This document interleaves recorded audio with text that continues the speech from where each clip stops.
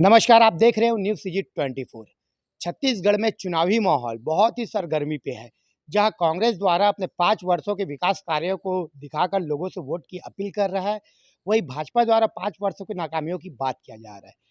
कल ही भाजपा द्वारा नरेंद्र मोदी की एक गारंटी पत्र, जिसे घोषणा पत्र कहा सकते हैं, उसको अमित शाह ने जी ने जारी किया, जिसको हम देख सकते हैं कि किस प्रकार से इसमें कर्मचारी संगठन का भी बात किया गया, जिसमें कहा गया है कि 100 दिनों में एक कमेटी बनेगा, जिसमें कर्मचारी संगठनों के पदाधिकारियों को इसमें शामिल किया जाएगा।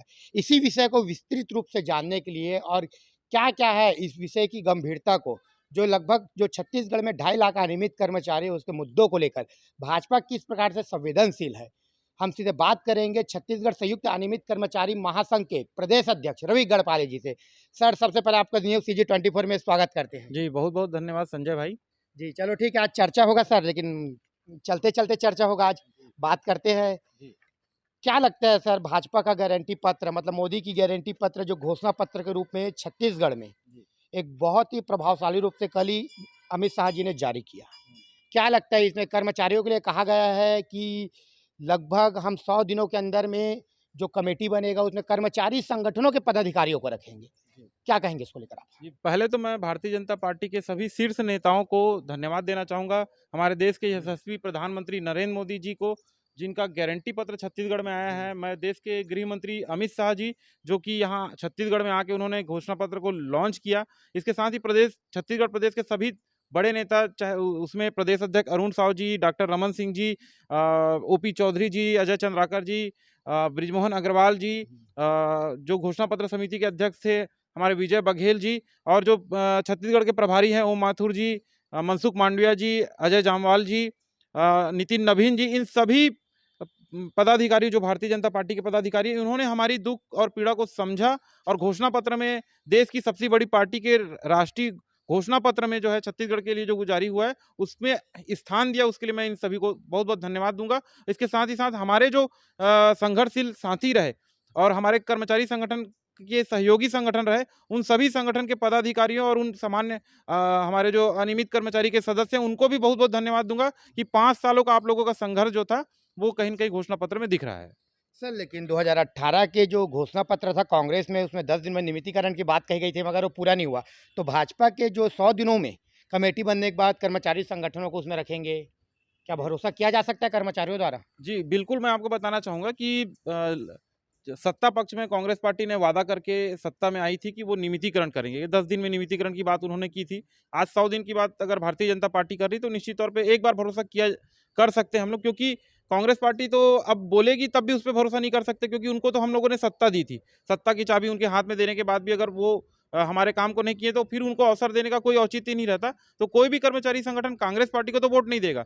दूसरी राष्ट्रीय पार्टी अगर देखा जाए तो भारतीय जनता पार्टी है, जिसकी अगर पुराने कार्यकाल को अगर देखते हैं, तो रमन सिंह जी जब थे अपने कार्यकाल में, तो 2008 में लगभग 40,000 दैनिक वेतनभोगी कर्मचारियों को नियमितीकरण दिया था। और शिक्षाकर्मी की बात अगर करते हैं, तो लगभग 1.5 लाख शिक्षाकर्मियों का संविलियन भी रमन सिंह की सरकार के समय हुआ है। तो कहीं न कहीं भारतीय जनता पार्टी ने कर्मचारियों के लिए, हित के लिए काम किया है। मध्य प्रदेश की अगर बात करें, तो वहाँ संविदा कर्मचारी, आउटसोर्सिंग कर्मचारी और भी जो छोटे कर्मचारी हैं, उन सभी कर्मचारियों के लिए शिवराज सिंह चौहान जी ने बहुत अच्छे-अच्छे हेल्पफुल योजनाएँ बनाए हैं। और कोरोना के समय में भी शिवराज सिंह चौहान जी ने बहुत सारे कर्मचारियों के लिए स्वास्थ्य बीमा से लेकर कई चीज़ें, अनुकंपा नियुक्ति, ये सारी चीज़ें उन्होंने दी थी। भूपेश बघेल जी की सरकार में हमें कुछ भी ये नज़र नहीं आया। तो एक भरोसा किया जा सकता है, क्योंकि कांग्रेस पार्टी ने धोखा दिया है। सर, लेकिन उसी में कहा गया है कि 100 दिनों में जो कमेटी बनेगा, उसमें कर्मचारी संगठन के पदाधिकारियों को शामिल किया जाएगा। तो कौन-कौन अनियमित कर्मचारी के पदाधिकारी इसमें शामिल हो सकते हैं? जी, मैं आपको बताना चाहूँगा, जब भारतीय जनता पार्टी अपना घोषणा पत्र तैयार कर रही थी, विजय बघेल जी को इसका संयोजक बनाया गया था कि वो घोषणा पत्र तैयार करेंगे, और भी तमाम बहुत सारे सदस्य थे। तो हमारे साथियों ने उन सभी पद पदाधिकारियों से मुलाकात की। अरुण साव जी के पास मेरे साथ लगभग 50 संगठन के प्रदेश अध्यक्ष गए थे। आप भी शायद जी, जी, उस जी। चीज़ को कवर करने आए थे। ये लगभग मैं 2 महीने पहले की बात कर रहा हूँ, जब अंतिम विधानसभा सत्र था 18, 19, 20, 21 का जो विधानसभा का अंतिम सत्र था, उससे कुछ दिन पूर्व ही हम भाजपा कार्यालय गए थे और वहाँ पर अपनी मांगों को रखे थे, और स्पष्ट रूप से अच्छी वार्ता भी हुई थी, और हम लोगों ने दस्तावेज भी सौंपा था अरुण साव जी को। तो निश्चित तौर पे हमारे साथियों ने उस सहयोग किया और वो चीज़ें अब घोषणा पत्र में शामिल हुई है। रही बात ये कि अनियमित कर्मचारियों के कौन से पदाधिकारियों को शामिल किया जाएगा, क्या किया जाएगा, तो छत्तीसगढ़ संयुक्त अनियमित कर्मचारी महासंघ ही एकलौता छत्तीसगढ़ का पंजीकृत संगठन है, जो कि कर्मचारियों के हितों के लिए हमेशा लड़ाई लड़ता आया है। ये सभी के हितों की लड़ाई लड़ता है, चाहे वो संविदा कर्मचारी हों, प्लेसमेंट कर्मचारी हों, मानदेय कर्मचारी हों, दैनिक वेतनभोगी कर्मचारी हों, अंशकालीन कर्मचारी हों, ठेका कर्मचारी हों, सभी के हितों की लड़ाई जो है अनियमित कर्मचारी महासंघ लड़ता आया है और इसी बात को देखते हुए भारतीय जनता पार्टी ने अपने घोषणा पत्र में इसको शामिल किया है। मोदी जी की गारंटी पत्र में ये शामिल हुआ है।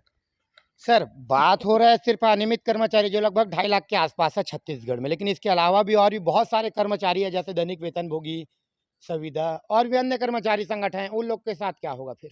जी, मैं आपको बताना चाहूँगा जब हमें सदस्य के रूप में वहाँ पर रखा जाएगा तो ऐसा नहीं कि संविदा कर्मचारियों और दैनिक वेतनभोगी कर्मचारियों की बातें नहीं रखी जाएगी। अन्य राज्यों में जिस प्रकार से संविदा कर्मचारियों को लाभ दिया गया है, अन्य राज्यों में जिस प्रकार से दैनिक वेतनभोगी साथियों को जो लाभ दिया गया है या हमारे छत्तीसगढ़ में ही नियमितीकरण किया गया है, वो सारे चीज़ों का दस्तावेज हम उस कमेटी के माध्यम से रखेंगे और आगे नियमितीकरण की कार्यवाही भी करवाएँगे। सर, तो हम इतना मान सकते हैं कि जो घोषणा पत्र में सिर्फ जो अनियमित कर्मचारियों की बात हुआ है, मगर बाकी कर्मचारी में एक भी संगठन को इसमें शामिल नहीं किया गया है। तो सरकार का हम इसको लापरवाही तरीके से भी समझ सकते हैं कि भाजपा द्वारा एक लापरवाही तरीके से घोषणा पत्र बनाया गया, जिसमें लाखों की संख्या में, जिसमें हम स्कूल सफाई कर्मचारी की बात कर सकते हैं, आंगनबाड़ी की बात कर सकते हैं, जो अल्प पैसों में काम करती है कुछ, ऐसे बहुत है, विहान बहनों की बात कर सकते हैं, बहुत सारे कर्मचारी हैं, तो उन लोगों का क्या होगा फिर? जी, मैं आपको बताऊँगा घोषणा पत्र में आंगनबाड़ी जो कार्यकर्ता हैं उनके मानदेय में 50% वृद्धि की बात स्पष्ट रूप से गारंटी पत्र में है। उसके बाद अंशकालीन स्कूल सफाई कर्मचारी है उनके भी घोषणा पत्र में स्पष्ट रूप से लिखा है कि उनके भी वेतन में 50% वृद्धि किया जाएगा और रसोइयों के बारे में भी बताया गया है। लगभग 87,000 रसोइया हैं उन सरकार बनने के बाद उनको भी जो अभी मानदेय मिल रहा है, तो सरकार बनते ही 50% की वृद्धि उनके मानदेय में की जाएगी। तो उनकी भी बातें रखी गई है। यानी कि यही बोल सकते हैं आप, मोदी है तो भरोसा है। मोदी है तो मुमकिन है। अच्छा, मुमकिन मोदी है तो मुमकिन है। जी, बिल्कुल मुमकिन है और ये बात इसलिए भी मुमकिन है कि 2024 में अगर आप 10 में से 7 लोगों ये जवाब देंगे आपको कि नरेंद्र मोदी जी की ही सरकार 2024 में बनने वाली है। कोई राहुल गांधी को बोलने वाले गिनती के 3 लोग होंगे उस 10 में से। ये बात आप भी जानते हैं, आप भी सर्वे करते होंगे, आप भी लोगों से मिलते होंगे। 2024 में राहुल गांधी तो प्रधानमंत्री नहीं बनने वाले हैं। तो सर फिर आपका हम फिर अब आखिरी कड़ी आ चुका है हमारा, तो कहीं न कहीं सर आप हमारे न्यूज़ सीजी 24 को जो अपना कीमती समय दिए और कर्मचारियों के मुद्दे में जो बात रखी, उसके लिए आपका बहुत-बहुत धन्यवाद। जी, जी, धन्यवाद। जी। ये हम सीधे जुड़े थे छत्तीसगढ़ संयुक्त अनियमित कर्मचारी महासंघ के प्रदेश अध्यक्ष रवि गढ़पाले जी से, जिन्होंने कल ही मोदी की गारंटी पत्र, बात करें छत्तीसगढ़ की घोषणा पत्र, जिसको अमित शाह जी ने रिलीज़ किया था। जिसमें कहा गया है कि 100 दिनों में एक कमेटी बनेगी छत्तीसगढ़ में अनियमित कर्मचारियों के लिए, जिसमें कर्मचारी संगठनों के पदाधिकारियों को शामिल करेंगे। जिसमें प्रांताध्यक्ष रवि गढ़पाले जी ने बताया है कि इसमें सिर्फ वही कमेटी भाग लेंगे जो पंजीकृत होंगे, और साथ ही उन्होंने पूरा आश्वासन दिया है कि इस बार भाजपा सरकार ने पिछले बार भी शिक्षा कर्मियों का संविलियन किया था, तो आने वाले समय में, और साथ ही जो अन्य कर्मचारी संगठन है जिसके मुद्दों को लेकर लगातार संयुक्त अनियमित कर्मचारी महासंघ के द्वारा उठाया जा रहा है, साथ ही कमेटी में जाने के बाद भी उनके मुद्दों को सरकार के समक्ष रखेंगे। देखना यह है कि छत्तीसगढ़ में फिलहाल सरकार किसकी बनती है, भाजपा की कि कांग्रेस की। बने रहिए न्यूज़ सीजी 24।